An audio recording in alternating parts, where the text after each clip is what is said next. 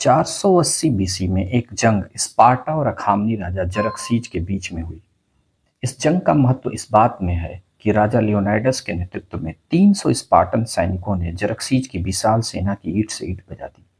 भारत के इतिहास में भी एक ऐसी ही जंग ब्रह्मपुत्र घाटी में हुई, पर जिसमें लचित बोरफुकन के नेतृत्व में मुट्ठी भर साहसी सैनिकों ने मुगल सेना के चूल्हे हिला दी।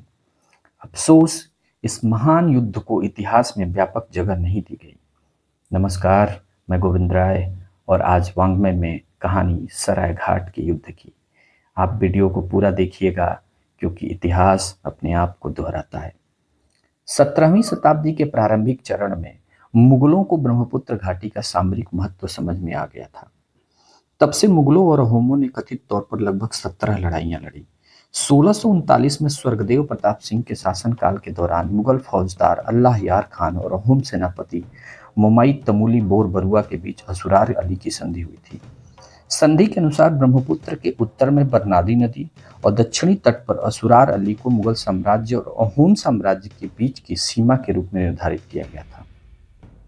अहोमों द्वारा असम से मुगलों को निकालने के निरंतर प्रयासों के बावजूद बंगाल के मुगल सूबेदार मीर जुमला ने कामरूप पर कब्जा कर लिया और 1666 में उनकी राजधानी गढ़गांव पर कब्जा करके अहोम साम्राज्य को पराजित कर दिया। मीर जुमला के आक्रमण के कारण झिलरी घाट की संधि हुई। अहोमों के लिए अपमानजनक कही जाने वाली यह संधि 23 फरवरी 1663 ईस्वी को हुई थी। अहोम स्वर्गदेव जयध्वज सिंह मुगल सम्राट औरंगजेब के करदाता बन गए। संधि के अनुसार स्वर्गदेव जयध्वज सिंह मुगलों को भारी मात्रा में संसाधन मुहैया कराने के साथ साथ गुवाहाटी से मानस नदी तक का क्षेत्र सौंपने के लिए सहमत हुए। 1663 ईस्वी में जयध्वज सिंह के उत्तराधिकारी के रूप में स्वर्गदेव चक्रध्वज सिंह ने लचित बोरफुकन को नया मुख्य सेनापति नियुक्त किया। इससे पहले लचित बोरफुकन ने शाही घोड़ों के अस्तबल के निरीक्षक और शाही निजी सुरक्षा कर्मियों के अधीक्षक जैसे अन्य महत्वपूर्ण पदों पर कार्य किया था। स्वर्गदेव जय चक्रध्वज सिंह, जो असम से मुगल सेना को हटाने पर अड़े हुए थे, ने लचित बोरफुकन को मुगलों से लड़ने के लिए अपनी सेना संगठित करने का निर्देश दिया। लचित ने 1667 ईस्वी की गर्मियों तक अपनी तैयारियां पूरी कर ली और उनकी सेना ने गुवाहाटी पर पुनः अधिकार प्राप्त कर लिया। सम्राट औरंगजेब ने गुवाहाटी में हार की जानकारी मिलने के बाद राजा राम सिंह के नेतृत्व में एक सैन्य दल भेजा। असमिया जासूसों ने लचित बोरफुकन को दिल्ली से राजा राम सिंह के प्रस्थान की खबर तेजी से पहुंचाई। मुगल सेना के संख्यात्मक और तकनीकी संसाधन से अवगत लचित बोरफुकन ने गुवाहाटी की रणनीतिक स्थिति को समझने और इसे युद्ध क्षेत्र के रूप में विकसित करने के लिए विस्तृत सर्वेक्षण शुरू कर दिया।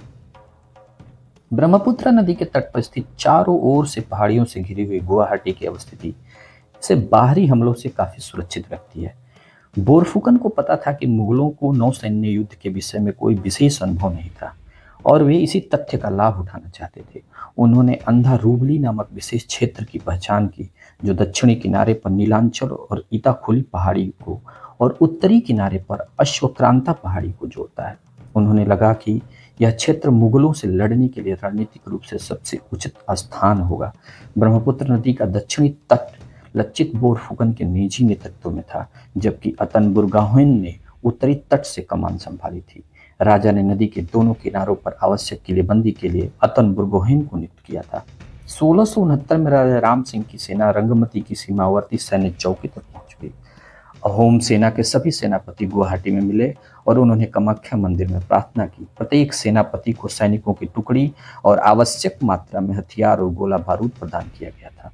ऐसा कहा जाता है कि राम सिंह ने लचित बोरफुकन के आत्मविश्वास को तोड़ने के लिए एक संदेश वाहक के जरिए पोस्ते के दाने से भरे थैली के साथ एक संदेश भेजा, जिसमें लिखा था, बोरफुकन को गुवाहाटी खाली कर देनी चाहिए।